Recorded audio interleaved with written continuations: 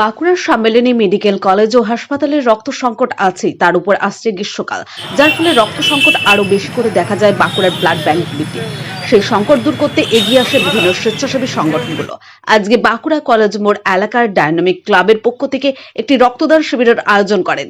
সেই মহতি দান উৎসবে অংশগ্রহণ করেন ডক্টর প্রশান্ত মণ্ডল, বাঁকুড়া পৌরসভার ভাইস চেয়ারম্যান হীরালাল চট্টরাজ, বাঁকুড়া সদর ট্রাফিকের ওসি গৌতম সেন ছাড়াও শহরের বিশিষ্ট ব্যক্তিরা। এই রক্তদান শিবিরে মোট 55 জন দাতা রক্তদান করেন, তার মধ্যে 7 জন মহিলা রয়েছেন বলে জানা গিয়েছে। ডায়নামিক ক্লাবের এহেন কর্মসূচি সকলেই সাধুবাদ জানিয়েছেন। বাঁকুড়া এক্সপ্রেস টিভির মুখোমুখি হয়ে ক্লাবের সেক্রেটারি কি বলেন, শুনুন সেই মূল্যবান প্রতিবেদন। আজকে যে এই রক্তদান শিবির কাদের উদ্যোগে? এটা একটা ডাইনামিক ক্লাব আছে আমাদের, সেই ডাইনামিক ক্লাবের উদ্যোগে এই রক্তদান শিবির আমরা আয়োজন করলাম। আপনারা জানেন যে এই সময় মানে বাঁকুড়া বা এই রাঢ়বঙ্গে যে গরম পড়ে, তখন সেই সময় রক্তের খুব সংকট হয়।